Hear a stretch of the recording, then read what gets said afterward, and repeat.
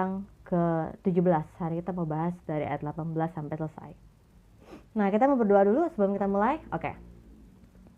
Tuhan, aku bersyukur bahwa Engkau adalah Allah yang setia, yang tidak pernah melupakan setiap janjimu, firman-Mu dalam kehidupan kami. Dan kami Tuhan mau belajar setia untuk baca firman Tuhan, untuk merenungkan firman Tuhan, dan kami siap untuk jadi pelaku firman Tuhan.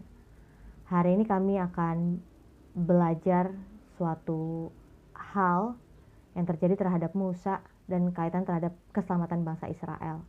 Tuhan, berikan kami hikmat, berikan kami pengertian, karena kami percaya bahwa firman Tuhan ini adalah firman Allah yang hidup. Sehingga ketika kami mau membaca, kami percaya ada roh Allah yang akan memberikan kami pengertian dan hikmat, sehingga kami tahu apa yang harus kami lakukan setelah kami belajar dari firman-Mu. Dan aku percaya Tuhan, berapapun, siapapun, Bapak, Ibu, atau teman-teman semua yang ada di live talk ini, Kau yang berikan mereka sesuai dengan porsi yang mereka bisa kelola untuk mereka bisa lakukan, sehingga kami menjadi anak-anak Tuhan yang hidup. Karena iman, kami hidup untuk menunjukkan kemuliaan Tuhan. Terima kasih dalam Tuhan Yesus. Amin. Shalom semua teman-teman. Selamat siang. Hari ini saya mau bagiin renungan dari Keluaran 4 ayat 18 sampai ayat yang ke-31. Kemarin kita bahas Keluaran 4 ayat 1 sampai 17. Saya sedikit review aja ya. Kemarin kita melihat responnya Musa terhadap panggilan Allah, terhadap visinya Allah. Musa adalah seorang yang sangat rendah diri, beda banget sama 40 tahun yang lalu gitu ya. Ketika Musa berada di Mesir, menjadi putra dari putri Firaun, mendapatkan pendidikan nomor 1, mendapatkan kehidupan dengan kualitas paling terbaik. Tapi berbeda sekarang ketika Musa berada di tanah Midian. Musa punya mental yang begitu sangat jauh gitu ya. Sebelumnya Musa berani banget gitu kan untuk membela saudaranya, sehingga dia membunuh salah satu mandor budak di tanah Mesir dan menyembunyikannya. Tapi sekarang ketika Allah berfirman untuk Musa balik ke Mesir, untuk Musa menyelamatkan bangsa Israel, untuk Musa kembali ke Mesir untuk jadi penyambung lidahnya Allah, Musa berulang kali menolak. Saya gak siap Tuhan, saya gak mampu, saya bisa apa sih? Lah emang kita bisa apa? Kita gak bisa apa-apa.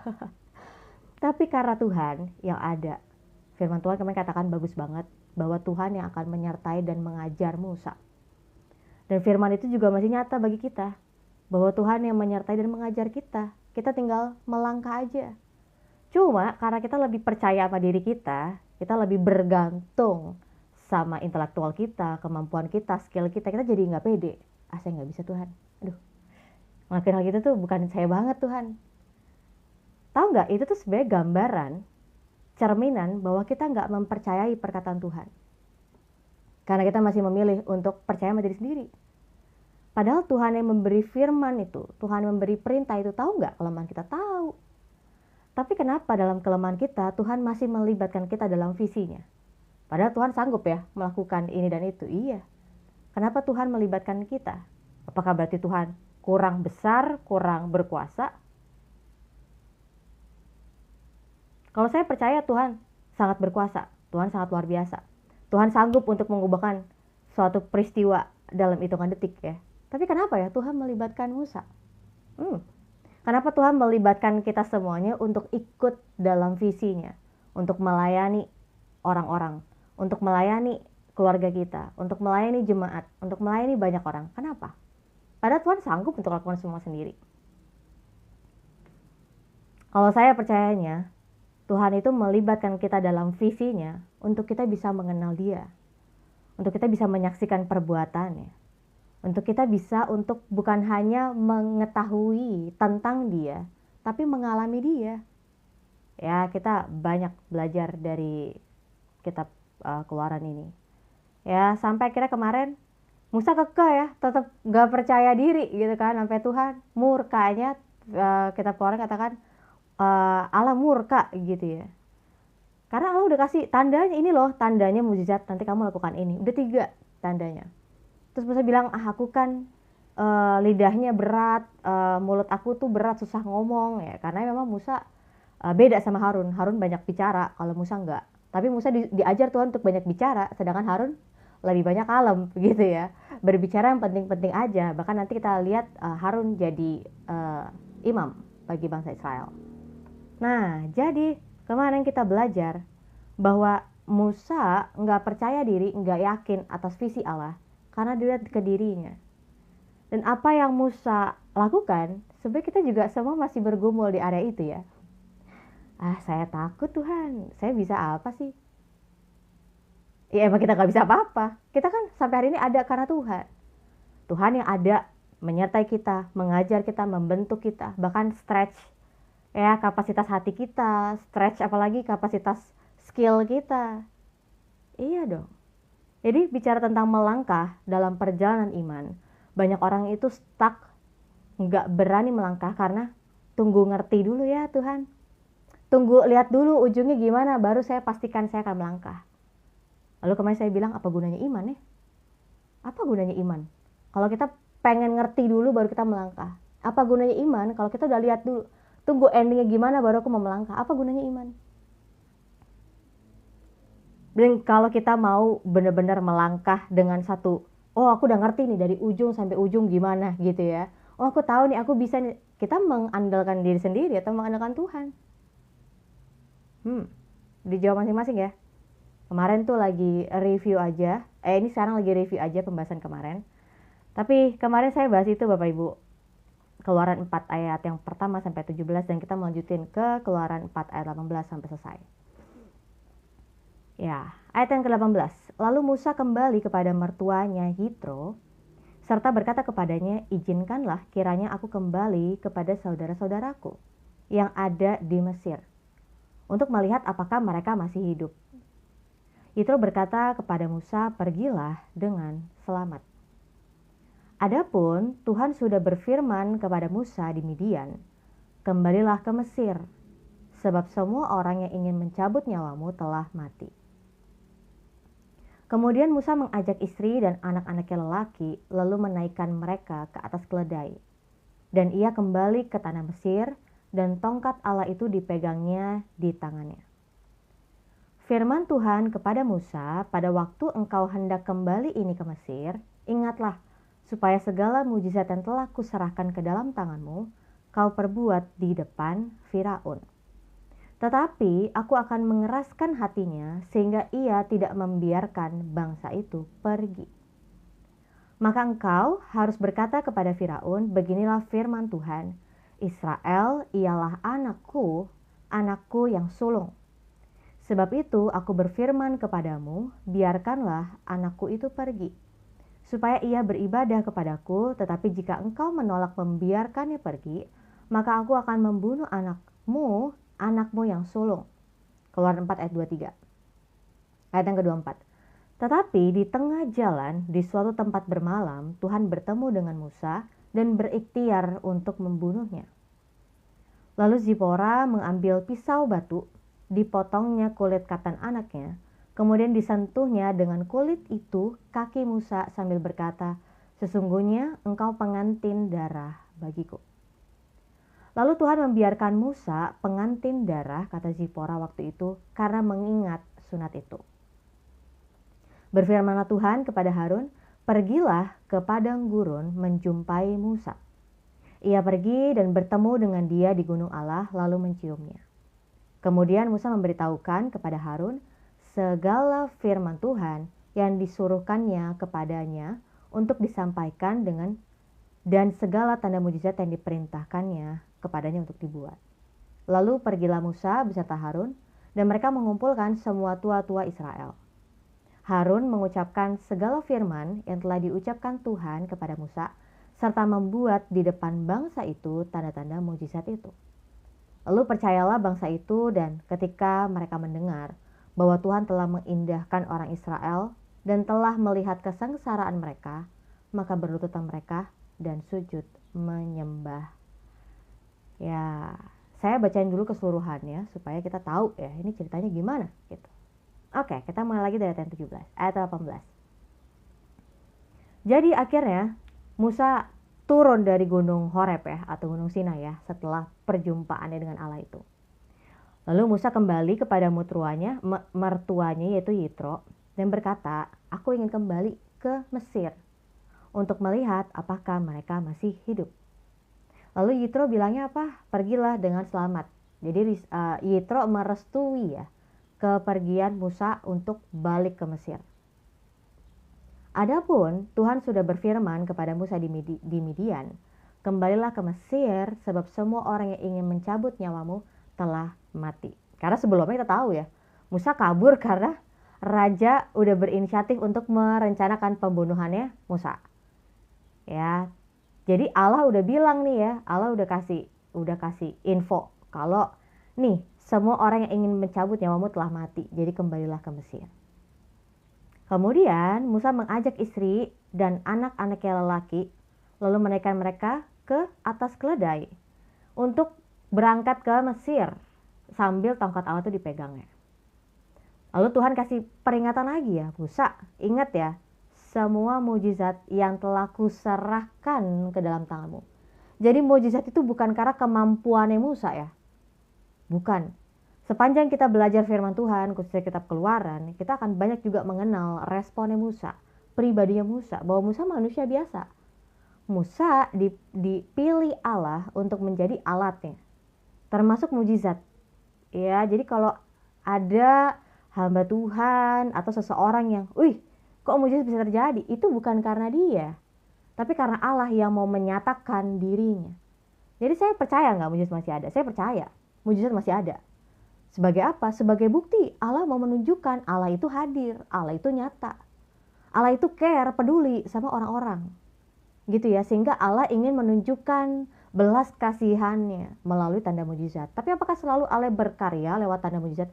Apakah selalu Allah cuma bekerja lewat tanda mujizat? Tidak. Allah juga sanggup untuk bekerja dengan cara-cara yang sederhana. Cara-cara yang kita anggap itu biasa aja. Ya karena Allah kita tidak terbatas ya.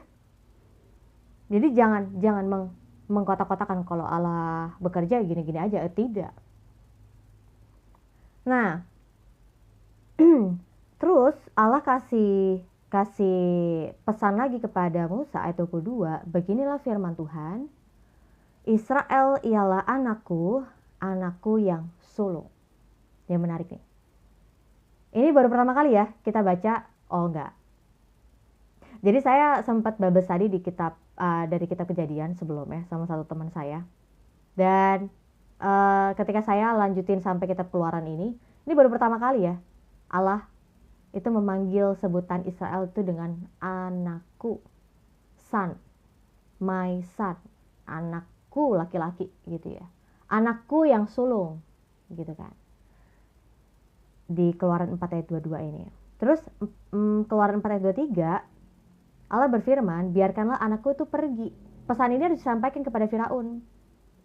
Bahwa identitasnya bangsa Israel itu bukan hanya bangsa, bukan hanya orang-orang, tapi di hadapan Allah Abraham, Ishak dan Yakub, ya, adalah anak. Israel itu sebegitu luar biasanya gitu ya. Karena Allah sendiri yang pilih mereka. Allah sendiri berkeputusan untuk mengasihi mereka. Nah, Allah berfirman kepada Musa untuk diteruskan kepada Firaun, biarkanlah anakku itu pergi supaya ia beribadah kepadaku. Tetapi jika engkau menolak membiarkannya pergi, maka aku akan membunuh anakmu yang sulung. Kita tahu ya bahwa nanti di tulah yang ke-10 itu seluruh anak Mesir, anak sulung ya Mesir itu mati semua. Benar-benar itu seperti mata ganti mata gitu ya. Kamu menahan anakku untuk pergi beribadah. Lihat aja apa yang terjadi terhadap anakmu yang sulung. Terus kalau kita perhatikan juga di 10 tulah itu ya, itu kan tingkatannya jelas ya, makin lama makin naik. Maknanya tuh makin lama tuh makin luar biasa gitu ya. Saya sempat bagiin VT tentang 10 tulah. Dan memang kenapa harus anak sulung itu terakhir di tulah ke-10? Kalau teman-teman semua mesti baca sendiri deh, baru bisa membandingkan itu kayak kayak apa ya? Ada satu tingkatannya dari tulah pertama, 2 3 4 5 dan lihat responnya Allah. Firman-Nya Allah tuh apa? Pertama, Allah ingin menyatakan kepada bangsa Mesir. Kemudian Allah ingin menyatakan dirinya kepada bangsa Israel. Lalu Allah mau menyatakan dirinya kepada bangsa-bangsa di sekitar Mesir. Bahwa Allah Abraham, Ishak dan Yakub adalah Allah yang luar biasa gitu ya. Lawan dewa-dewi Mesir. Ya, bukan cuma di dewa-dewi yang di darat, di air. Bahkan melawan dewa matahari sampai Mesir ngalamin gelap gulita. Tapi di Goshen enggak. Wah, itu luar biasa banget. Sampai akhirnya kenapa harus 10 itu adalah Allah itu memberikan tulah anak sulung orang Mesir itu semuanya mati. Karena ya kita tahu bahwa Firaun sendiri mengatakan bahwa dia adalah keturunan dewa matahari gitu ya. Jadi dewa matahari aja salah satu dewa yang paling besar di Mesir. Lalu Firaun tuh menganggap diri adalah keturunan dari salah satu dewa terbesar di Mesir. Dan jangan lupakan bahwa ya penggantinya Firaun yaitu anak sulungnya itu juga didewakan. Ya, jadi benar-benar 10 tulah itu bukan cuma ini iseng air dari darah gitu kan. Lalu katak gitu, enggak. Itu semua adalah satu wujud Allah menyatakan dirinya untuk melawan dewa-dewinya Mesir. Yang orang Mesir itu sembah gitu. Ya. Nah, yang menarik dari renungan hari ini sebenarnya dari Keluaran 4 ayat 24 ya. Dikatakan apa? Tetapi di tengah jalan, di suatu tempat bermalam, Tuhan bertemu dengan Musa dan berikhtiar untuk membunuhnya. Saya ketika renungin ini, ini berat ini. Kenapa tiba-tiba dalam Musa yang udah persiapan OTW Mesir tiba-tiba ada ayat ini gitu kan. Ini gimana Tuhan? Ya kan? Ini kenapa kok Allah berikhtiar untuk membunuh Musa, ini kenapa? Ya kita baca aja selanjutnya. Jadi tiba-tiba ini pasti banyak orang bertanya, kenapa Tuhan berencana untuk membunuh Musa? Jadi kalau kita lihat ya, kita keliru nih. Ya ini pentingnya. Ketika kita baca firman Tuhan, kita membaca jangan pakai asumsi. Kita baca Alkitab itu perlu untuk kita geserin dulu semua pengetahuan kita. Dan kita membacanya seperti pertama kali membaca. Yang tadi saya katakan, kita baca jangan terburu-buru dan jangan pakai asumsi gitu ya. Kita udah berpikir, wah ini Tuhan berikhtiar untuk membunuh Musa. Dalam teks aslinya tidak dikatakan bahwa Tuhan berikhtiar untuk membunuh Musa. Cuma dikatakan Tuhan bertemu dengan Musa. God met Moses gitu ya. Dan berikhtiar untuk membunuhnya. Ini membunuhnya tuh gak ada nama, cuma him. Gak ada datanya, gak ada sumber-sumber yang ada untuk menjelaskan. Allah berikhtiar untuk membunuh Musa, ini cuma him aja. Oke? Tapi kan asumsi kita, Allah berikhtiar untuk membunuh Musa gitu ya. Lalu dalam peristiwa itu ya Musa lagi OTW ke Mesir dan Musa lagi istirahat. Dan Tuhan bertemu Musa dan berikhtiar membunuhnya ya. Ayat yang ke-25. Lalu Zipora mengambil pisau batu, dipotongnya kulit katan anaknya, kemudian disentuhnya kulit itu dengan kaki Musa. Intinya Zipora yang adalah istri Musa, yang adalah orang Midian itu, gitu ya, itu akhirnya melakukan sunat kepada anaknya Musa. Ya, kalau kita baca dari Keluaran 3, memang lebih banyak itu hanya disebutkan namanya Gersom aja anaknya Musa. Ini nggak tahu anak Musa yang mana, tapi kalau kita lihat konteks sebelumnya yang dijelaskan tuh Gersom gitu ya, salah satu anaknya Musa, Gersom. Nah, Gersom atau ya itulah ya Gersom. Nah, jadi Zipora yang adalah seorang yang berasal dari tanah Midian itu melakukan sunat kepada anaknya Musa. Dan kemudian kulit itu ya itu disentuhnya dengan kaki Musa. Berarti kita tahu bahwa ini bukan Musa yang melakukan, Zipora. Pertanyaan adalah kenapa harus istri Musa yang melakukan sunat kepada anaknya Musa? Kenapa nggak Musa aja? Ya, yang pasti karena Musa nggak bisa melakukannya. Makanya kalau lihat dari beberapa sumber, ya kalau dilihat dari beberapa sumber, Musa tuh dikatakan Musa tuh lagi sakit bener-bener cuma bisa di kasur aja, istirahat aja, nggak bisa bergerak. Makanya firman Tuhan mencatat bahwa kulit katan anaknya Musa itu disentuhnya dengan kaki Musa. Karena Musa nggak bisa melakukan, jadi Zipora lah istrinya. Lalu Tuhan membiarkan Musa, ya kan, pengantin darah kata Zipora waktu itu karena mengingat sunat itu. Lalu sudah ayat yang ke-27 ya, perintah Tuhan kepada Harun. Jadi kalau kita lihat dari Keluaran 4 ayat 24 sampai 26. Kenapa ketika Tuhan bertemu dengan Musa dan ada firman Tuhan tercatat berikhtiar untuk membunuhnya. Karena gini, Musa ini kan aslinya orang Ibrani. Dan kita tahu bahwa keturunan Abraham, Ishak dan Yakub, mereka punya satu kebiasaan sebagai wujud mereka, kepercayaan mereka kepada Tuhan melalui sunat. Ya, tapi karena Musa dari Mesir, Musa melarikan diri ke tanah Midian, ya, Musa tidak lagi melakukan hal itu. Ciri khasnya orang Ibrani yaitu sunat itu. Termasuk kepada anak-anaknya juga gitu ya. Ini poinnya adalah kepada anak-anaknya juga gitu. Nah, jadi menariknya gini loh. Maksudnya ini kok kisahnya kayaknya agak jelimet ya, ini ngomongin informasi. Iya, ini baru informasi aja. Jadi prinsipnya adalah Musa akan datang untuk menjadi alatnya Tuhan kepada bangsa Israel. Yang adalah orang Ibrani. Ya kan, yang mereka punya satu kepercayaan untuk melakukan yang namanya sunat. Tapi Musa sendiri, keluarganya tidak melakukan hal itu. Kan beda banget gitu ya. Jadi kalau yang saya pelajari bahwa Allah itu ada mempersiapkan Musa menjadi pemimpin yang sesuai dengan kualifikasinya Tuhan sebelum dia melayani orang Ibrani.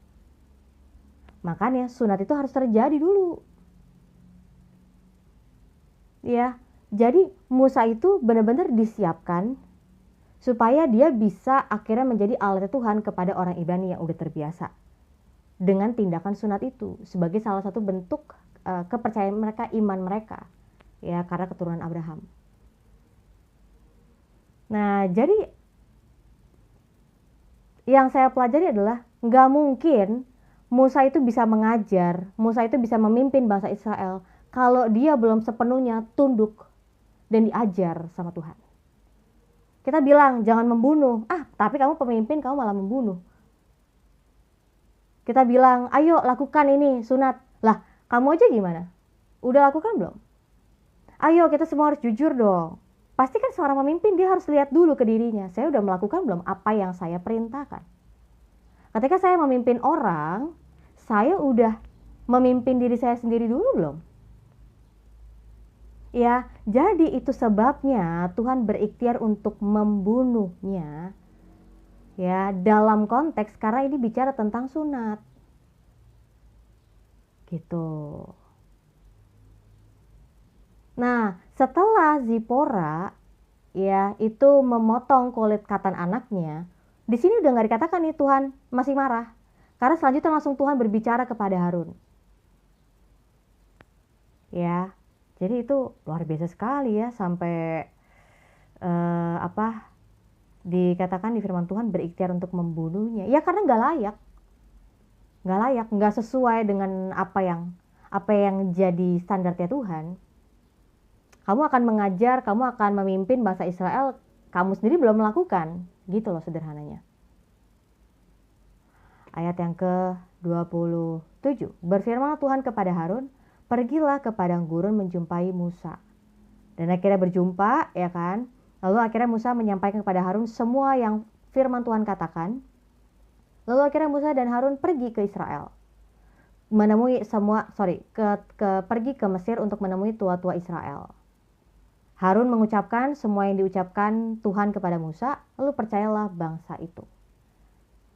Nah, hari ini lebih banyak kita akan menekankan tentang kepemimpinan ya. Banyak orang tuh mengira jadi pemimpin tuh gampang.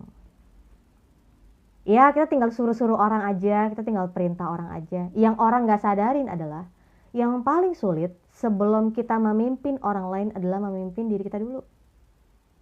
Memimpin orang lain, apalagi encourage orang lain, apalagi mengajar orang lain tuh gampang. Diri kamu sendiri gimana? Udah kamu pimpin belum? Itu banyak orang yang nggak mau. Gitu ya. Padahal sebelum kita bisa mengajar orang lain, harusnya yang kita pelajari, yang kita percaya udah harus kita hidupin dulu dong.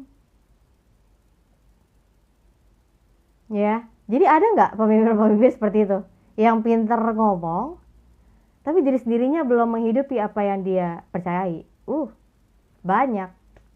Tapi di luar Kristus lebih banyak lagi gitu ya. Iya Andi, shalom. Andi, shalom. Iya, lebih banyak lagi.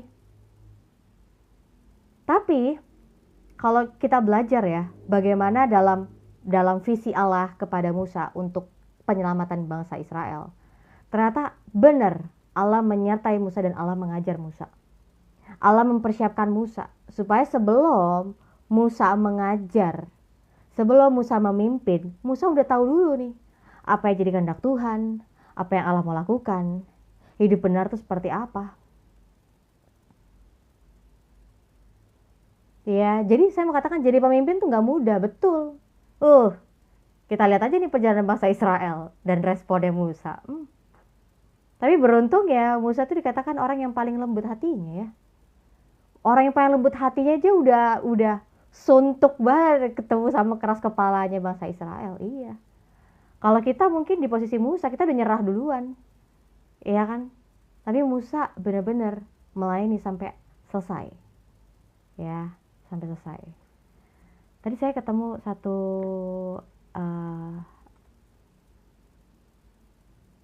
pengertian yang bagus sekali. Jadi Musa sebagai keturunan Abraham, ya, malah anaknya sendiri itu belum melakukan sunat yang seperti bagaimana janjinya, bukti wujudnya Abraham untuk mempercayai Tuhan melalui sunat. Tapi anaknya sendiri, anaknya Musa belum.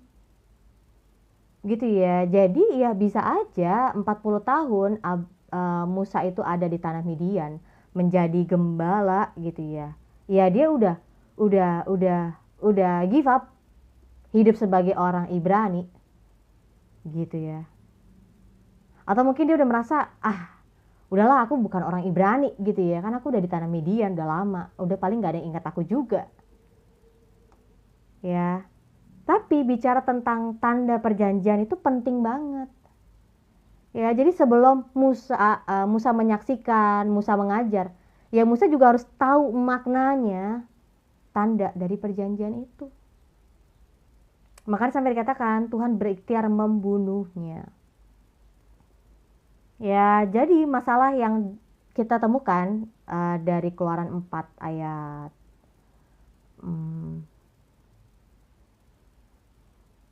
ayat 24 sampai ayat 26 adalah Musa ini kan akan pergi ke Mesir untuk menyelamatkan orang-orang bersunat dari orang Mesir yang tidak bersunat. Ya, tapi kok ya kan? Oke, jadi ada satu perbedaan yang sangat kontras ya antara bangsa Israel dengan bangsa Mesir. Salah satunya tadi sunat dan tidak disunat gitu ya. Tapi ada juga tentang budak dan orang yang ya tuan yang menjadikan bangsa Israel budak itu gitu ya. Nah, jadi ini gimana nih Musa untuk menunjukkan jadi dia orangnya seperti apa nih, sunat atau tidak kah gitu ya. Ditunjukkan dari peristiwa anaknya Musa yang akhirnya disunat yang dilakukan oleh Zipora. Musa sebagai orang yang mengajarkan hukum-hukum kepada orang Israel. Tapi kalau dia tidak melakukan apa yang dia ajarkan, ya dia jadi pelanggar. Nah, sulitnya gini loh tantangannya kita ya sebagai pengajar, sebagai pemimpin, apalagi. Mungkin lebih gambaran besarnya sebagai pemimpin ya. Bahwa apa yang kita ajarkan tuh harus kita lakukan. Kalau kita ngajarin firman Tuhan, saya bagikan renungan firman Tuhan, iya berarti saya juga harus melakukan hal itu. Makanya saya bisa untuk mengajarkan, saya bisa membagikan. Jangan sampai nih saya cuma ngomong manis doang ya kan, ngomong bahasa-bahasa tinggi doang, saya nggak hidupin. Jadinya jemaat, orang-orang yang mendengarkan dapatnya apa? Jadi saya senang ya kalau lagi dengerin firman Tuhan, lagi duduk di ibadah gitu ya. Saya datang ibadah kok. Lagi duduk dengerin khotbah, biasanya apa yang saya dengarkan sepanjang khotbah itu, saya akan coba lakukan. Saya harus lakukan gitu ya. Supaya oke, jadi apa yang dikatakan hamba Tuhan ini benar dia sudah lakukan belum ya? Karena buktinya jelas beda. Ketika kita melakukan apa yang pendeta itu khotbahkan, ternyata ada hasilnya. Karena pendeta itu sudah melakukannya dalam hidup kita. Gitu. Tapi ada banyak orang yang cuma hanya berbicara tentang sesuatu yang dia tidak jalankan, dan kita mencoba melakukannya, nggak ada hasilnya. Dan setiap kali saya bagikan firman Tuhan, saya nggak mau sampaikan pengetahuan aja Bapak Ibu. Kalau pengetahuan aja, lebih banyak orang yang pintar di YouTube, di Google, profesor dan segala macam. Tapi saya yang mau bagikan adalah apa yang udah saya lakukan, apa yang saya percaya dan saya lakukan, dan ternyata itu berhasil dalam hidup saya. Lihat ya bedanya gitu ya. Kita bisa cari segala informasi yang ada di internet. Tapi kan kita belum tahu apakah orang itu melakukan atau tidak. Tapi setiap kali saya bagikan firman Tuhan, saya mengalami itu dulu sehingga saya bisa bagikan. Ya, sehingga di hadapan Tuhan, saya udah lakukan Tuhan. Saya pengen ajak orang lain juga untuk melakukan. Nah, kalau kita lihat dalam Imamat 12, ya, Imamat 12 ayat 3. Dikatakan, dan pada hari yang ke-8 haruslah dikerat daging kulit katan anak itu. Ya, jelas nih. Jadi memang udah ada ya. Teman-teman semua Bapak Ibu bisa baca dari Keluaran 12. Itu semuanya tentang purification setelah seorang bayi itu lahir. Jadi ada. Ya, ada firman Tuhan kepada bangsa Israel, ini loh khasnya orang Israel itu, ini loh yang membedakan orang Israel dari bangsa-bangsa lain, ini loh gitu ya. Jadi Musa dari Keluaran 4 tadi, Musa punya anak yang belum disunat ya. Dan kalau Musa mengajarkan bangsa Israel untuk disunat sedangkan anaknya belum, ya dia jadi seseorang yang cuma ngomong tapi nggak melakukan. Banyak ya kayak gitu ya, pintar ngomong tapi nggak melakukan. Mohon maaf kalau tersindir, tapi puji Tuhan kebenaran itu ada memerdekakan kita ya, menyadarkan kita, oh jangan-jangan saya jangan pintar ngomong, saya nggak melakukan, saya harus melakukan juga. Iya dong. Ya, jadi kehidupan personalnya Musa termasuk anak-anaknya itu juga harus sesuai dengan ketetapan Tuhan. Menarik ya, Tuhan bukan cuma panggil Musa untuk menyampaikan, menjadi penyambung lidahnya Allah, tapi juga Tuhan mau untuk membentuk, menuntun kehidupan personalnya Musa termasuk anak-anaknya. Ya, supaya Musa dapat fokus dalam memimpin kehidupan kerohaniannya bangsa Ibrani, orang Ibrani maksud saya. Ya, jadi apapun yang Musa lakukan dengan menghindari ya suatu keteraturan yang Tuhan udah tetapkan, akhirnya jadilah dosa. Ya, dan itu pasti akan berpengaruh kepada kepemimpinan Musa, termasuk orang-orang yang dia pimpin. Wow, bagus banget ya. Jadi Tuhan benar-benar menyiapkan Musa sebelum Musa datang ke Mesir. Bukan cuma Tuhan perlengkapi tentang pesannya Tuhan, apa yang harus dilakukan, tapi Tuhan juga menyiapkan nih. Kalau kemarin kita belajar sepanjang Keluaran 3 sampai Keluaran 4, kita banyak belajar Tuhan itu mempersiapkan Musa melalui pesannya apa aja, apa yang Tuhan lakukan, mujizatnya apa aja gitu ya. Tapi di Keluaran 4 ini, di perikop ini kita belajar bahwa Tuhan ada untuk juga berkarya dalam kehidupan personalnya Musa, termasuk keluarganya. Karena kalau Musa melakukan ya jatuh ke dalam satu dosa, itu akan mempengaruhi kepemimpinannya, termasuk orang yang dipimpin. Makanya sejujurnya kalau saya mungkin bisa bagikan, apa yang dialami oleh jemaat itu pasti akan pernah dialami oleh gembalanya, pemimpinnya. Makanya kalau kita lihat sepertinya pemimpinnya biasa aja, tapi kok banyak orang-orang yang merasa cocok dengan dia. Iya, karena mereka punya pergumulan di area yang sama. Dan Tuhan kumpulkan mereka untuk dibimbing oleh satu gembala, satu pemimpin rohani yang punya pengalaman di area itu. Gitu ya. Lalu ada yang juga senang sama gembala yang misalnya dia bisa ngajar, dia punya kebutuhan untuk diajar, ya ketemunya sama pemimpin yang mengajar. Sekarang cocok. Ada lagi pemimpin yang memang punya pelayanan di area eksorsisme gitu ya, dunia roh gitu kan. Lalu orang-orang yang ingin untuk mereka bisa belajar dan mereka mengalami gitu ya kelepasan dan segala macam, mereka mengikuti pemimpin itu gitu ya. Jadi tadinya Allah berikhtiar untuk membunuh ya, tapi karena akhirnya Musa itu bertobat ya, bahkan sampai Zipora yang melakukan karena Musa nggak bisa lagi. Akhirnya kita lihat ada pertobatan dan pengampunan Tuhan, sehingga akhirnya Musa bisa ke Mesir ya, Musa bisa bertemu dengan Harun dan melakukan visi Allah.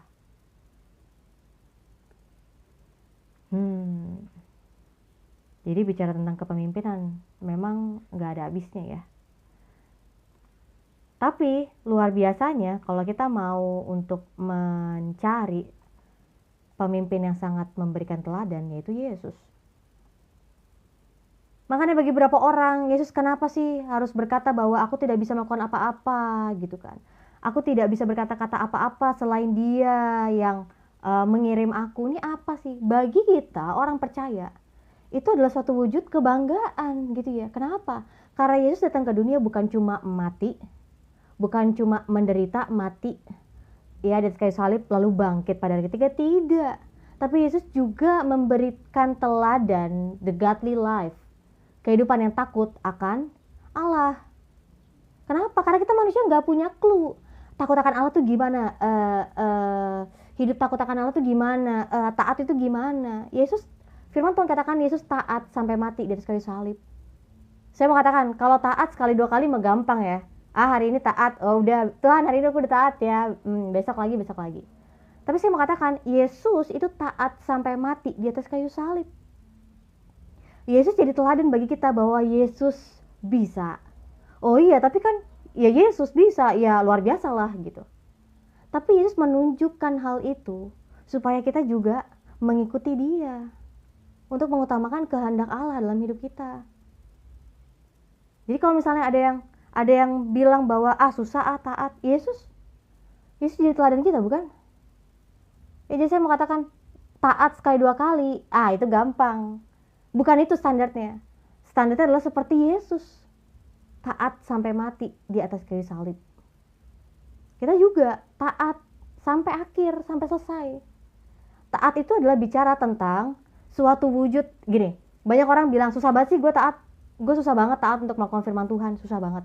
Oh iya, karena kamu masih percaya sama diri kamu sendiri, kamu masih lebih mengasihi dirimu sendiri ketimbang mengasihi Allah. Wajar. Tapi kalau kamu mau tempatkan Allah sebagai segalanya dalam hidup kamu, kamu mengasihi Dia bahkan lebih daripada mengasihi dirimu sendiri, taat itu bukan persoalan yang sulit. Ya. Jadi kalau misalnya ada orang yang bilang susah nih Kak taat, gimana ya aku cara taat? Ya firman Tuhan banyak, buktikan, cari aja jawabannya. Tapi kalau saya secara sederhana, saya cuma mau katakan gini. Bicara tentang perbuatan daging, keinginan daging yang selalu jadi pergumulan kita. Kalau saya, mungkin ini berhasil di saya ya. Kalau saya, fokusnya satu aja, mengasihi Yesus. Udah. Kalau kita mengasihi Yesus, yang lain-lain yang gak penting, yang bukan Yesus, itu gak bakal kita pikirin. Itu gak jadi masalah. Yang penting kita mengutamakan untuk mengasihi Yesus. Tapi kan kenyataannya banyak orang bilang mengasihi Yesus, sesungguhnya yang dikasihi adalah diri sendiri. Jadi baca firman ya, itu bukan sebagai satu ungkapan untuk mengasihi Yesus, bukan. Kalau misalnya bicara tentang pergumulan dari perbuatan keinginan daging, oh ya jelas kita semuanya struggle-nya itu setiap hari, setiap saat. Tapi dengan jelas saya mau katakan, kalau fokus kita cuma mengasihi Yesus, udah kok. Kita pakai kacamata kuda ya, fokusnya ke situ aja, nggak usah ke yang lain. Kenyataannya adalah kita belum sepenuhnya mengasihi Yesus. Kita masih lebih besar mengasihi diri sendiri. Kita bahkan lebih besar untuk mengasihi orang lain ketimbang Yesus. Jadi ketika pergumulan itu datang, udahlah nyerah dulu aja lah. Ya udahlah, kalah lagi aja lah, tinggal minta maaf.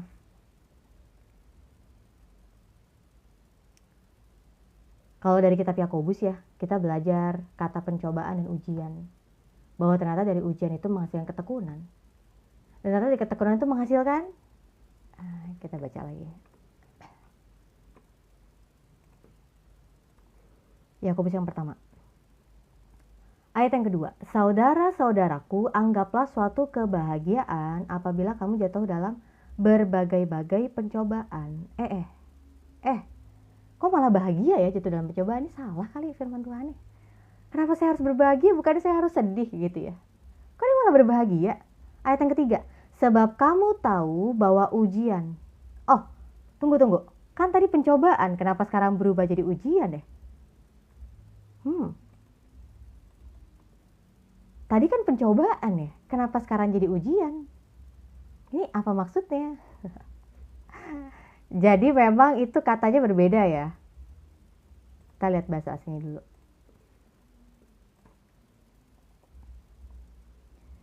Yakobus 1 ayat 2. Kalau dari lihat bahasa aslinya dalam bahasa Yunaninya, itu dikatakan perasmos.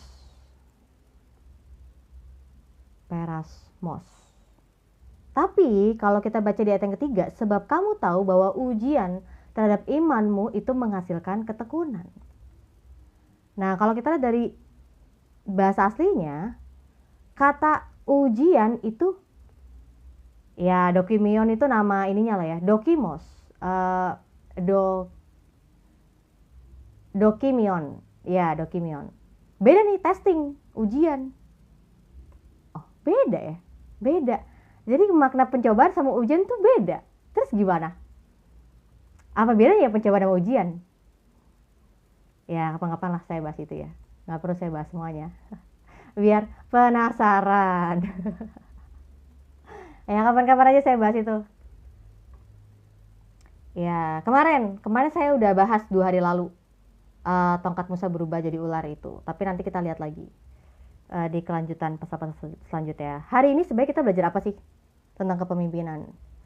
Kita kira menjadi pemimpin tuh kita tinggal nyuruh-nyuruh orang aja, ngajarin orang, apalagi berhadapan di depan banyak orang. Kita kira pemimpin itu doang. Enggak.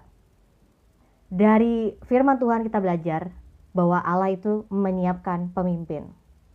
Bukan cuma tentang tugasnya, tanggung jawabnya, tapi tentang personal life-nya juga. Ya, makanya kalau bagi beberapa orang, kenapa ini Keluaran 4 horor banget gitu kan. Ayat yang tadi 24 dikatakan Tuhan bertemu dengan Musa dan berikhtiar untuk membunuhnya. Kok tiba-tiba serem? Padahal kan Musa udah OTW nih ke Mesir kan. Kenapa tiba-tiba? Ya sekali lagi, kalau untuk informasi aja, kalau lihat dari beberapa sumber, ini bukan Tuhan berikhtiar membunuh Musa. Karena cuma dikatakan him aja. Nggak ada untuk berikhtiar membunuh Musa gitu, cuma membunuhnya aja gitu. Yang akhirnya kita lihat bahwa Musa itu ya dalam perjalanan ke Mesir dan lagi beristirahat, Musa tuh sakit ya, dan Musa punya keturunan itu ya itu belum disunat karena kan lahir di tanah Midian. Musa menikah dengan seseorang yang bukan berasal dari Ibrani gitu kan, dari bangsa dari orang Ibrani gitu. Jadi Musa juga nggak menjalankan nih ke keturunannya tentang sunat itu. Sedangkan Musa akan mengajar memimpin bangsa yang bersunat. Nah jadi ya Allah itu luar biasa ya. Nggak pernah dia itu hanya mau menyentuh area-area tertentu aja. Ketika Tuhan itu mau untuk memimpin, menyentuh, mengajar, menuntun kita, memperbarui, memulihkan kita, dia nggak pulihkan setengah-setengah gitu ya. Semuanya gitu ya, semuanya Tuhan ajar kita, termasuk personal life juga gitu. Jadi ini harus terjadi gitu ya, karena sebelum Musa mengajar tentang hukum gitu kan, ketetapan, tapi anaknya sendiri malah jadi batu sandungan, nggak bisa gitu, nggak bisa ya. Malah nanti Musa menjadi orang yang hipokrit ya, yang cuma pintar ngomong dia nggak ngelakuin gitu. Bagus ini kita belajar tentang kepemimpinan ya. Seorang pemimpin jangan hipokrit gitu kan, cuma pintar ngomong ngelakuin enggak ya gitu ya. Memang jadi pemimpin tidak mudah ya, jadi pemimpin tidak mudah. Itu aja renungan hari ini. Akhirnya kita lihat bahwa setelah Zipora itu menyunat anaknya Musa, dan kulit katan itu didekatkan ya dengan kaki Musa, disentuh dengan kaki Musa, itu setelah itu kita tidak lagi melihat bahwa Tuhan itu masih murka, masih marah. Jadi benar-benar di hadapan Tuhan ya, dari orang Ibrani, sebuah tanda perjanjian itu sangat penting ya.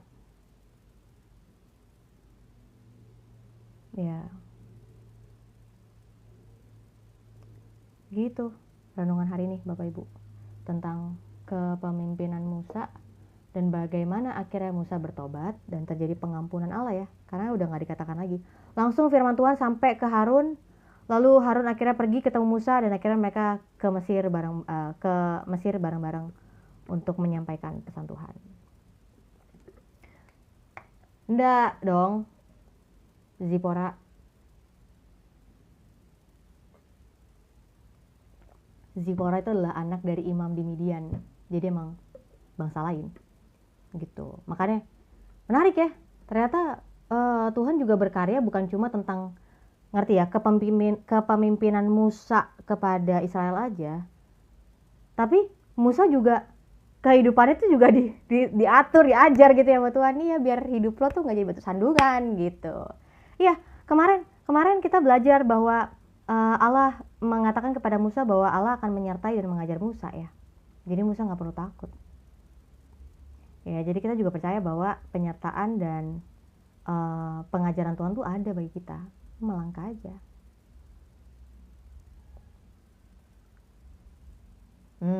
Beda. Rentang waktunya udah jauh banget. Ya, itu teman-teman semua, Bapak Ibu yang udah dengerin. Hari ini memang lebih banyak informasinya ya, karena tadi saya juga mikirin ini gimana ya prinsip apa yang bisa dilakukan ya, apa yang bisa dipraktikkan ya. Ya, karena saya nggak mau terlalu banyak kasih informasi ya. Kalau cuma bagiin informasi aja, silahkan cari di Google lebih lengkap lagi gitu ya, jurnal-jurnal yang ada. Tapi saya mau untuk Bapak Ibu tuh bisa mengerti dan melakukan. Iya dong, jangan kita jadi orang yang hipokrit ya. Cuma tahu doang, nggak ngelakuin, ngajarin orang lagi. Janganlah. Udah terlalu banyak di dunia orang kayak gitu ya, jangan kita menambah-nambahi. Gitu. Ada yang mau berbagi? Atau ada yang mau cerita tentang kepemimpinan? Atau ada yang mau bersaksi bagaimana menjadi seorang pemimpin? Daripada saya mulu kan yang ngomong. Ya, banyak orang tuh cuma pengen punya posisi, tapi giliran bicara tanggung jawab, banyak orang tuh nggak mau. Makanya banyak orang cuma pinter mengkritisi seseorang, tapi giliran kita kasih kesempatan, oh ya ayo dong bantu, nggak mau. Oh, memang ini cuma pinter ngomong doang, disuruh ikut terlibat nggak mau gitu ya. Nggak perlu lah ini Anis. Ya. Anis jangan merusak ya kolom komentar, tolong ya. Ini ada Maimat lagi. Iya dong. Banyak orang tuh cuma pengen jadi pemimpin karena dibilangnya dapat haknya aja ya. Tanggung jawabnya. Makanya saya banyak gak ketemu orang-orang yang pinter ngomong, ini harusnya gini style, ini harusnya gini. Lu coba, oh iya, yaudah ayo bantuin dong. Giliran bantuin, gak mau. Oh ini memang. Orang-orang ini cuma pintar ngomong doang, giliran kita suruh ikut terlibat ya untuk mereka membantu celah yang ada, nggak mau. Memang ada orang-orang seperti itu ya. Ya, jadi kalau bicara tentang kepemimpinan, sepanjang Alkitab kita bisa banyak belajar. Ya, termasuk pemimpin yang agung yang luar biasa itu Yesus ya. Ya, gitu. Ini ada Pak Ting. Nggak ada nih yang mau naik. Saya lihat dulu lah.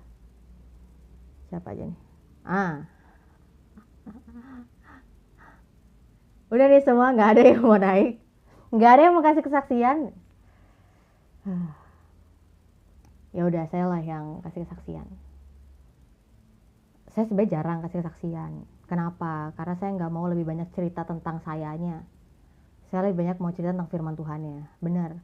Karena kadang-kadang, iya saya tahu kesaksian itu membuat kita bangkit ya harapannya, iman kita. Dia aja punya utang 20 juta bisa kebayar. Nah saya cuma punya utang 5 juta, pasti bisa nih kebayar. Kan semangat ya gitu. Cuma saya tuh melihatnya banyak orang itu jadinya menjadikan pengalaman pribadinya itu setara dengan firman Tuhan. Dan akhirnya nggak mau baca kitab gitu ya. Ikutin aja nih kata ini gitu kan. Oh jangan dong. Makanya saya nggak terlalu suka sebenarnya kasih kesaksian. Tapi jarang-jarang aja nggak apa-apa ya.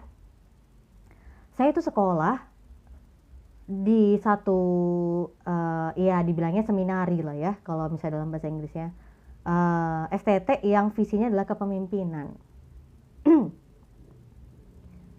Dan sekolah itu punya pemahaman itu memang mereka lebih fokus kepemimpinan itu kepada laki-laki gitu ya. Tapi justru banyak nih perempuan-perempuan ya kan yang kuat, bukan kuat dalam arti yang pintar dan kepemimpinan itu jelas ada gitu. Maksudnya ke sini. Jadi intinya adalah saya banyak belajar kepemimpinan gitu ya. Waktu itu ada yang tanya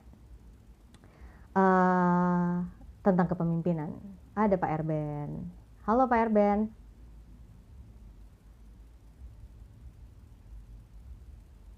Ya, jadi bicara tentang kepemimpinan. Saya tahu bahwa kalau bicara kepemimpinan, di luar sana tuh udah banyak buku-buku ya tentang kepemimpinan. Tapi yang banyak orang lupakan sebenarnya itu juga bisa belajar kepemimpinan dari firman Tuhan.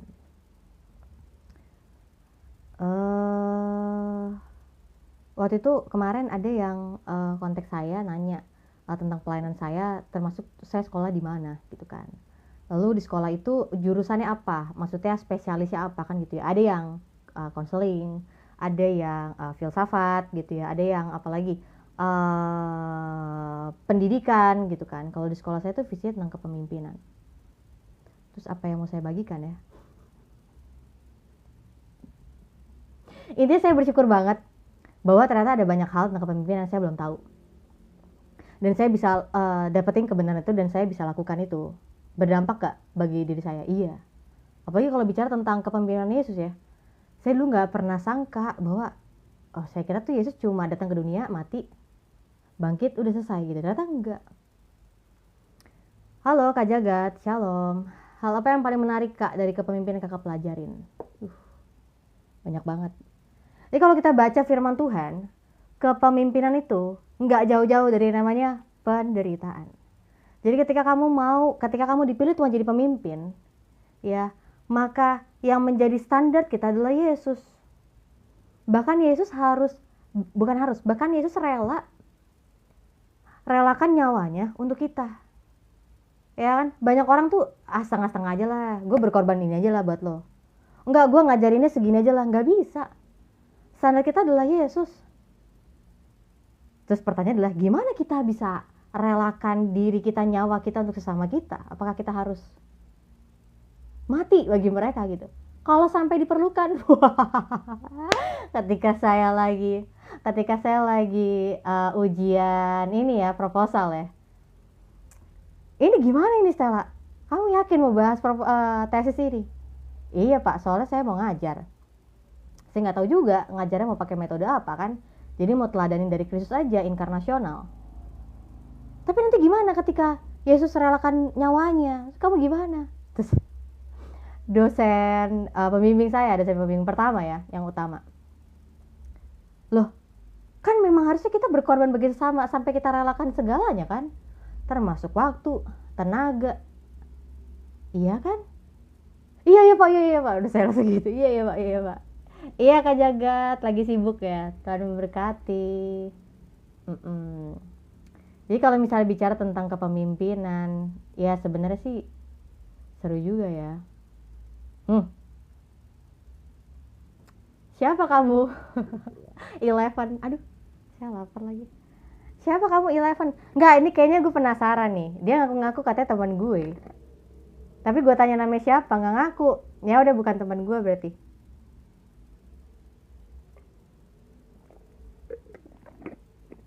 Ya, begitu. Tapi anyway, Bapak Ibu ya, kalau bicara tentang kepemimpinan, sebenarnya kita nggak harus kok untuk masuk STT, untuk belajar kepemimpinan. Maksudnya, kita kenal Tuhan harus masuk STT dulu. Kalau menurut saya, pengenalan akan Tuhan itu kita dapatkan dari baca firman Tuhan. Dari kita mengenal dia, menjalani hubungan yang dekat, gitu. Jadi, maksudnya banyak orang tuh pengen kenal Tuhan, tahu Tuhan masuk STT dulu. Enggak juga kok. Apakah seorang pengkhotbah harus seorang praktisi juga? Gimana? Apakah kita cuma sekedar khotbah aja?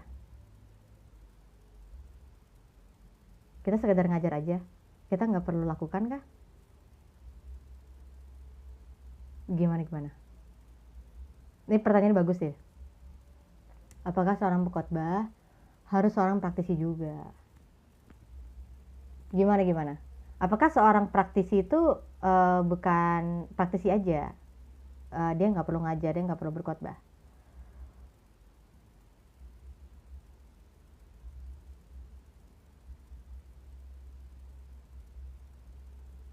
Sedangkan menurut saya kita dapat melihat hasil ilmu yang dia miliki dari hidupnya. Kalau seseorang tidak menghidupi apa yang diajarkan dan dikhotbahkan, ya cukup tahu aja gitu. Tapi menurut saya, kalau kita hanya mengajar aja, kita that's it, cuma kasih pengetahuan, kita nggak ajak orang, kita nggak dorong orang untuk melakukan. Jadi firman itu cuma jadi pengetahuan aja kah?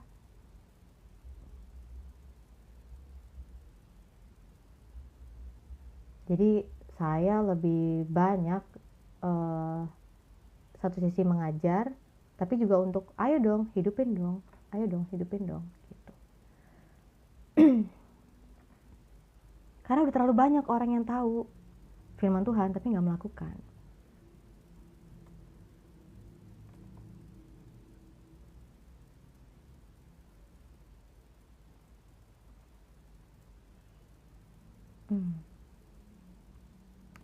Sedangkan firman Tuhan mengajar kita untuk kita menghidupi apa yang kita percayai, gitu ya.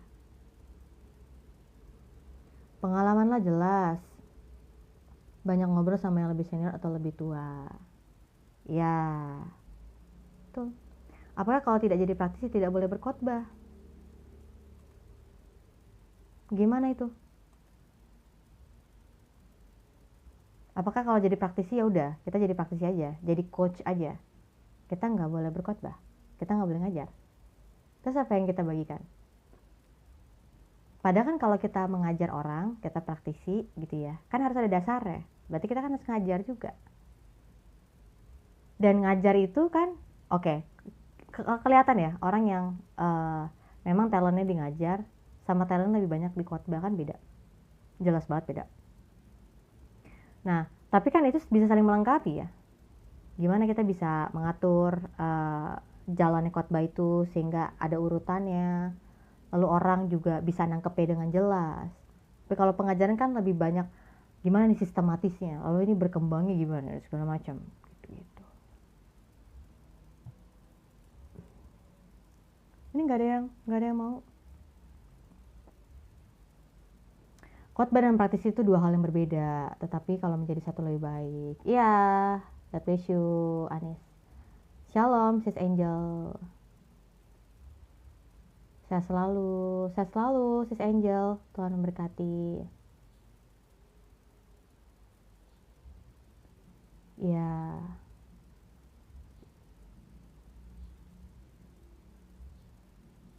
Begitulah. Nggak ada nih yang mau naik, biar saya rehat. Puji Tuhan, terima kasih. Ya, Sis Angel.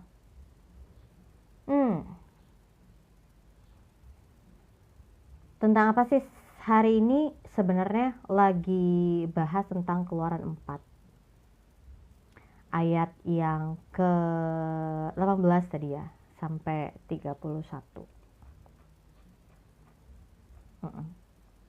Tapi memang kita hakikatnya mengkhotbahkan apa yang kita pelajari dan praktekkan. Betul. Harusnya ya. Itu gini. Karena banyak orang tuh mengira dia hanya butuh tahu.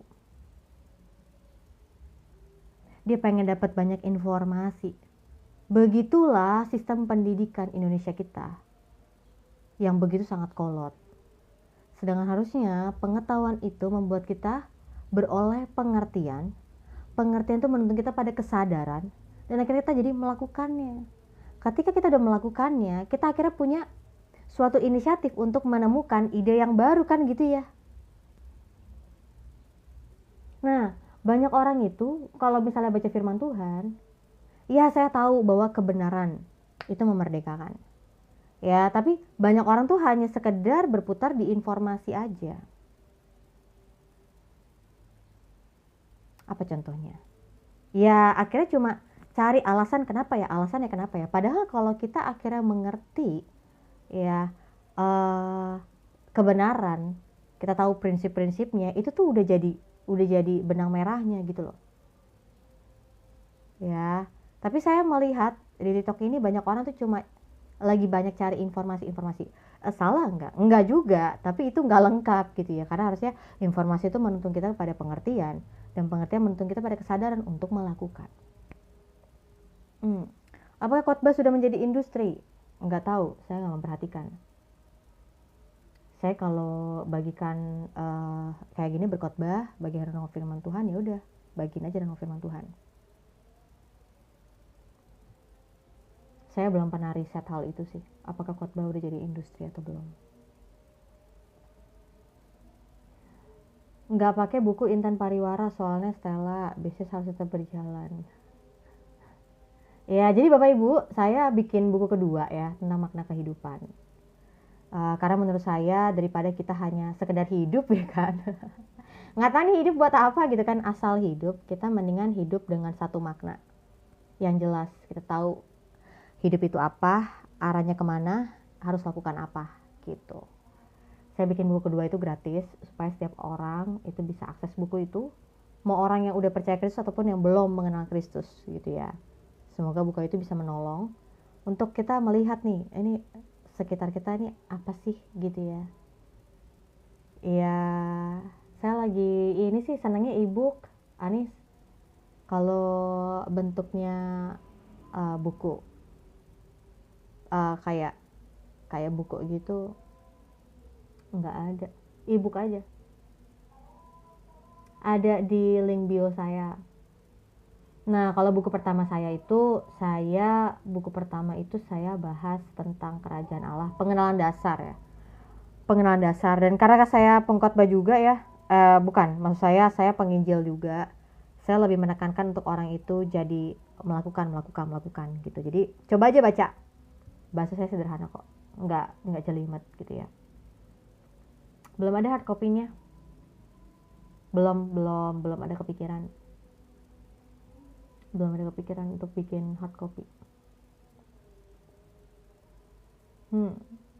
Mungkin nanti ya one day kalau misalnya udah banyak, terus udah ketemu sama publisher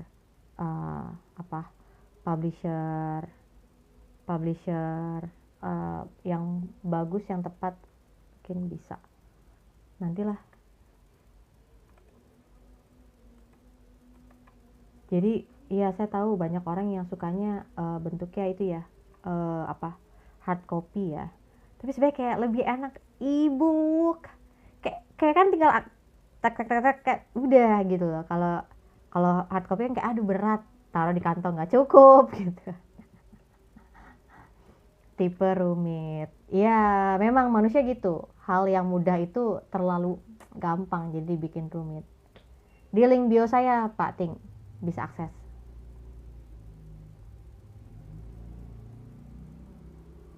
Iya, itu linknya bisa kok untuk kamu share ke temen juga, biar dia bisa akses.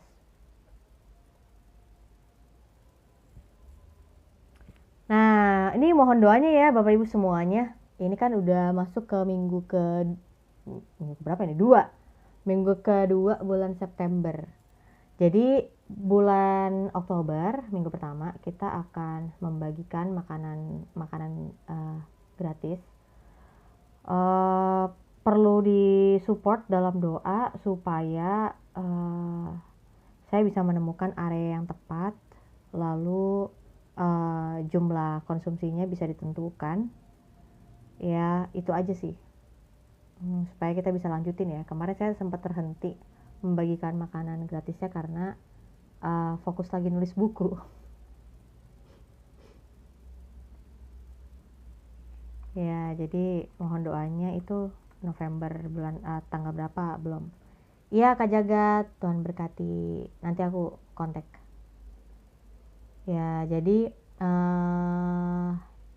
saya juga nggak menyangka ya ketika saya bagiin ini di awal tahun, itu bulan apa ya, Februari atau apa ya, Magazine of Snack atau apa, enggak Kak, jadi kayak lunchbox gitu. Dan kita kasih lunchbox itu dari kami Kostala Ministry juga kasih lunchbox itu nggak ada tulisan apa-apa gitu ya. Kami Kostala Ministry, just love you gitu, enggak. Bener-bener cuma lunchbox aja gitu ya. Tujuannya adalah supaya orang-orang yang kita temukan itu mereka bisa ingat kembali Tuhan itu pelihara mereka. Gitu, kita kasih satu bungkus lunchbox aja kan mereka udah apa ya, ngerasa oh ternyata berkat itu ada ya, ternyata Tuhan tuh masih ada ya pelihara mereka gitu kan, karena mengingat ya sekarang kan makan berapa sih sekali, 15.000 ya, 15.000 kali 3 45.000 gitu kan, dan belum tentu semua orang tuh 3 kali sehari kan makannya. Mau bagi berapa box Kak, jadi kalau sebenarnya aku targetnya itu sebenarnya targetnya nggak ada, tapi biasanya genap ya jumlahnya. Waktu terakhir tuh kita sempat 20 lunchbox, dan kalau misalnya ada bapak ibu yang mau ikut tergerak, saya kan nggak bisa kasih link di ini ya live TikTok, tapi bisa klik di link bio saya, klik profile saya, terus ada link, diklik. Di situ ada tulisan saya mau ikut berbagi gitu. Jadi per porsinya itu berapa nominalnya, bapak ibu bisa join di situ gitu. Karena nanti setelah udah kekumpul semuanya, saya akan update video, foto, video gitu. Daerah mana Kak? Rencananya daerah Jakarta Kak. Tapi ini juga lagi dicari-cari kira-kira area mana yang tepat gitu. Jakarta Barat, Timur, Utara, Selatan kayak gitu.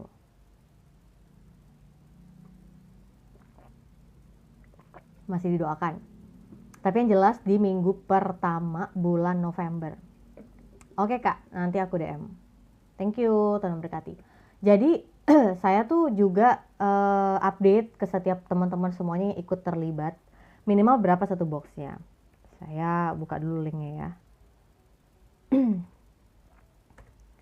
Jadi kalau dibuka di link profile saya, Kami Kostela itu kan ada langsung paling atas tuh berbagi makanan gratis. Lalu ada link ikut berbagi. Ya, jadi satu porsi itu nominalnya itu adalah wait. Oh, 20.000. Jadi misalnya andaikan kekumpul nih ya, misalnya oke, ini kekumpul nominalnya segini. Oke, kita atur nih berapa gitu kan. Karena kan sebenarnya saya yang kelola ya, saya nyiapin. Terus misalnya kalau ada lebih, ya udah kita untuk next month-nya aja kita atur gitu. Karena kemarin saya coba ya untuk saya bagikan lewat pakai mobil sama pakai motor, itu responnya orang tuh berbeda. Kalau pakai motor atau jalan kaki, orang tuh terima aja. Tapi kalau pakai mobil pakai mobil nih, orang itu tuh kayak langsung Kak mau 5 lagi gitu. Jadi menurut saya itu tidak apa ya, tidak bijak ya gitu, karena akhirnya iya Kak karena yang ini belum datang nih ke sini gitu. Kalau itu kan maksudnya nggak ada di situ juga ya. Kalau saya tuh kalau mau bagikan kan lihat di situ ada berapa, kasih gitu loh. Kok jadi ya adalah respon orang-orang seperti itu. Jadinya minta banyak gitu ya. Ya kalau kalau saya pokoknya lebih fokusnya di situ ada berapa orang itu dibagiin aja gitu. Jadi ya itu makanya ketika lagi ngeliat itu, oh ternyata ini satu tantangan tersendiri ya ketika bagiin gitu. Kita lebih banyak fokusnya bagi ini kepada orang yang ketemuin di pinggir jalan ya, di pinggir jalan gitu. Saya belum ada rencana kayak ke panti asuhan gitu-gitu, karena kayaknya mungkin kalau ke panti asuhan persiapannya perlu lebih lagi ya gitu kan, karena kita kayak oh daerah Bekasi, oke Kak nanti aku kontak. Begitu sih teman-teman semuanya, kalau ada yang mau terlibat pokoknya nanti kita berkabar aja, info di DM kalau misalnya sulit klik link bio-nya gitu ya. Tapi sebenarnya di link bio itu udah terbantu kok. Jadi semuanya bisa lihat, bisa cek juga. Itu aja untuk rencananya. Jadi nanti bulan 10, 11, 12 itu akan diadakan sebulan sekali ya. Kenapa baru sebulan sekali, nggak setiap minggu?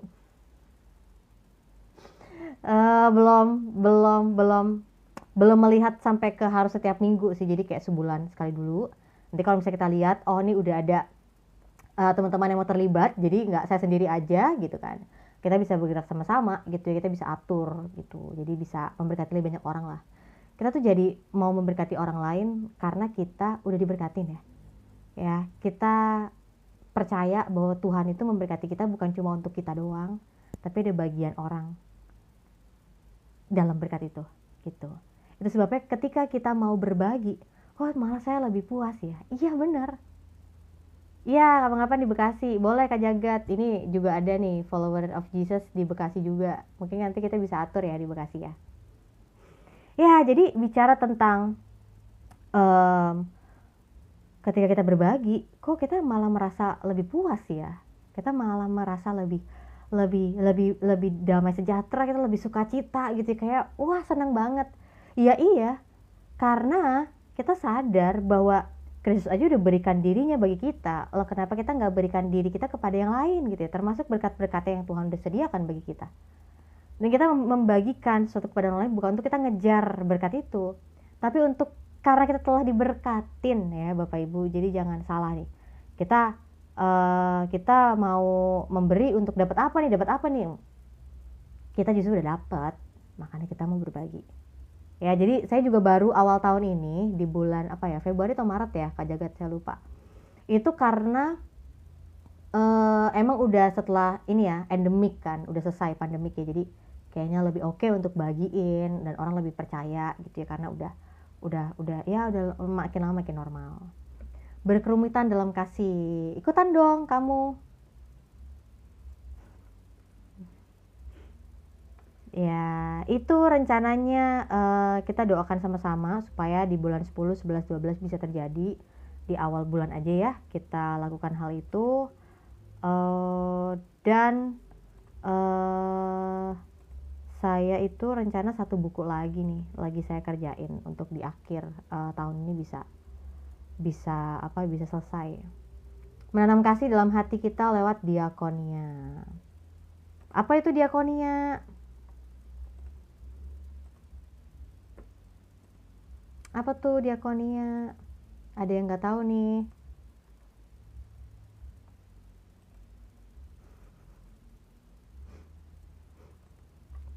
Nggak ngomong.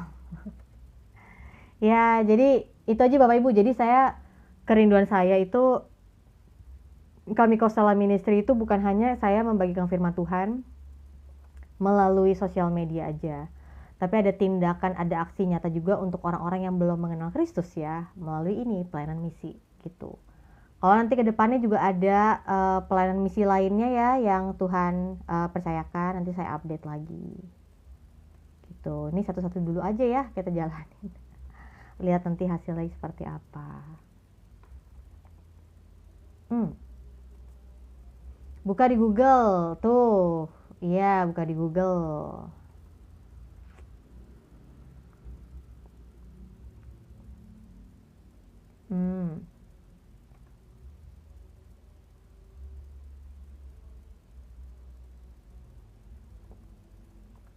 Itu aja ya teman-teman semuanya untuk hari ini. Saya baru ketemu lagi nih sama Kak Jagat ya kan, ini ada Pak Ting, ada ini Keledai ya kan, ada Unfollower of Jesus, ada Timotius tadi, lalu ada JB,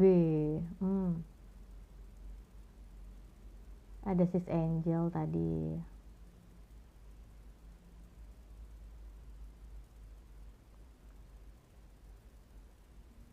Ada siapa lagi tadi di atas? Ada Anis, ada John, ada Said Q,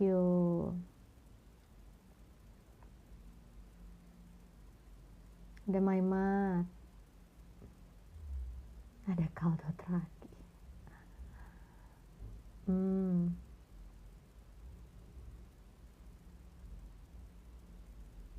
Apa sih kok dari status kamu micet?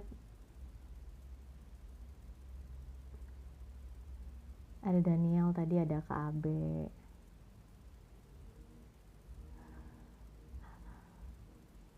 Ya, rame ya kolom komentar ya. Ya, iya. Terima kasih, Tuhan memberkati. Itu aja sih, nggak ada yang mau naik juga ke atas.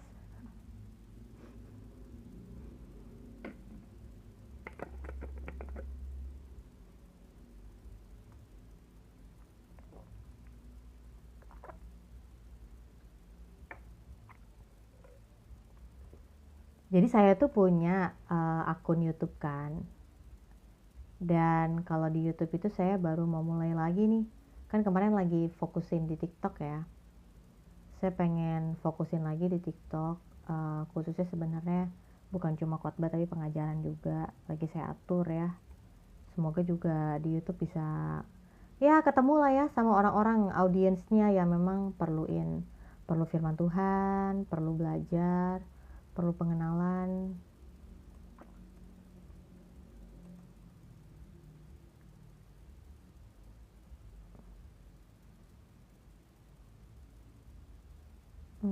Bahas apa kami kok? Bahas tadi lagi renungan firman Tuhan dari Keluaran 4. Terus selesai lagi sharing-sharing aja nih Kak Sisi. Karena tadi terakhir ngomongin ini ya, pelayanan misi ya. Bahwa nanti di bulan 10 minggu pertama kita adakan pembagian makanan gratis kepada orang yang membutuhkan, yang ditemuin di jalan-jalan aja gitu ya. Yang menjadi pokok doanya adalah saya bisa menemukan yang tepat daerahnya apa, lalu kita bisa kumpulkan berapa dana gitu ya untuk kita bisa membagikan makanan gratis gitu.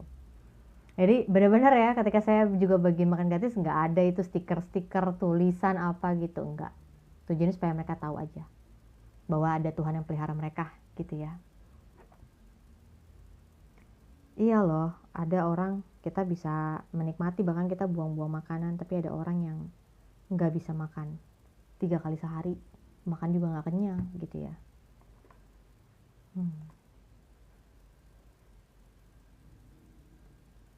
Ya jadi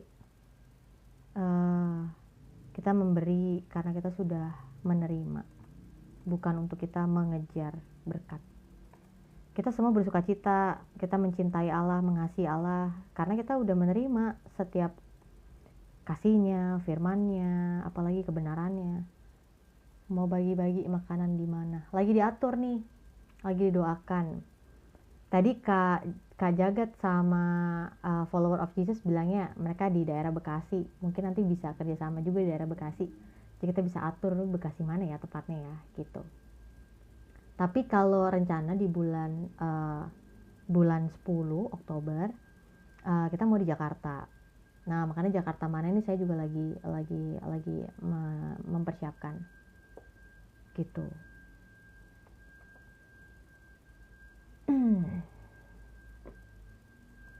Iya, jadi bicara tentang makanan itu ya, bagi kita mungkin makanan doang gitu kan, tapi sesungguhnya itu penting bagi beberapa orang, nggak bagi semua orang gitu ya. Iya, menarik ya. Kita kok kita ketika mau memberi ke orang kayaknya 20.000 aja berat banget, tapi giliran kita makan di mall, kayaknya nggak bisa 200.000 doang, mesti all you can eat gitu kan. Saya tinggal di luar Jakarta, bagaimana partisipasinya? Oke, jadi RF bisa klik profile saya, itu ada link bio di ada link di bio saya, itu klik aja. Nanti di paling atas itu ada satu link saya mau ikut berbagi gitu. Jadi bisa klik itu aja, nanti aksesnya nanti masuk. Pakai Mayar itu gampang kok. Ini ada beberapa teman-teman yang udah pernah beli buku saya. Mayar itu gampang kok, bisa transfer lah atau pakai GoPay apa segala macem lah gitu. Dia kayak one stop payment gitu. Jadi klik di situ aja mau berapa porsi yang mau disumbangkan, karena kalau saya budgetinnya seporsi itu 20.000 gitu ya, supaya kita bisa bener-bener sama minumannya juga gitu ya. Kalau bisa kita juga bisa kasih ada buahnya juga gitu. Ya biar lengkap lah. Jadi biasanya lunchbox gitu.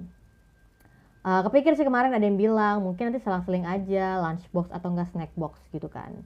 Iya sih, tapi menurut saya kalau snack itu kan kayak ya bagi beberapa orang tuh kan nggak nggak cukup gitu ya, udah lunchbox aja lah gitu. Dan ini rencananya juga baru ini udah berlangsung dari bulan ketiga. Ini dari kami Kostala Ministry. Jadi kami Kostala Ministry itu juga dilakukan personal, tapi ada beberapa teman-teman yang akhirnya join untuk ikut terlibat dalam misi ini gitu.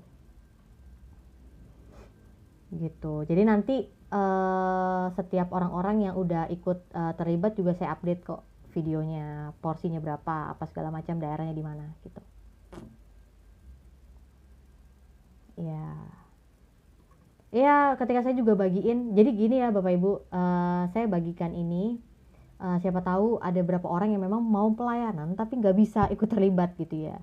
Belum waktunya aja, tapi maksud saya ikut aja terlibat dalam area ini, visi ini, karena sama sekali saya lihat kalau ini adalah visi Tuhan, maka pasti Tuhan akan yang buka jalan ya. Enaknya kan gitu. Kalau emang Tuhan yang menuntun, Tuhan yang akan bukain jalan, yang akan menyediakan kan gitu.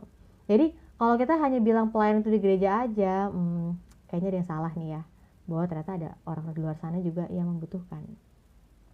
Boleh saya next bentar? Boleh, mau kesaksian kah?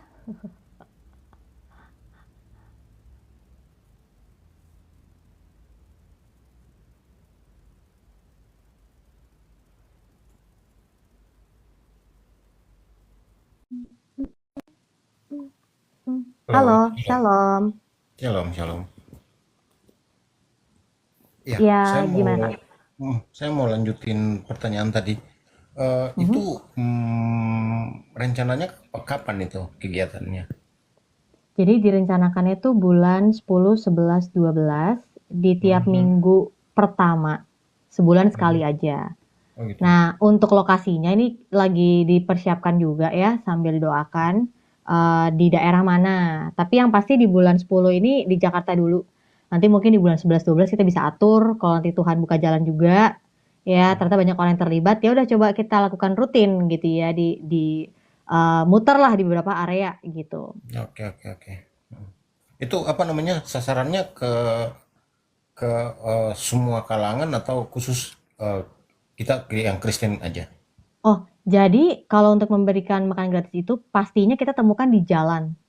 Oke, oke, Yang oke. kita nggak tahu gitu ya, kita nggak pernah nanya juga sih, pokoknya kasih aja, ya. Mhm, Saya sih belajarnya lebih baik kita misalnya kita ketemu di gerobak itu misalnya dua dua orang dewasa, dua anak kecil, ya udah kasih empat aja gitu. Karena mhm, beberapa kali coba gitu ya, oh ternyata kok jadi ya ya gitulah, ada beberapa orang jadinya mau minta banyak gitu ya untuk dia, kayak mhm. salah nih, salah sasaran gitu. Tapi nggak apa-apa, kita sambil belajar juga ya medan areanya tuh kayak gimana. Hmm.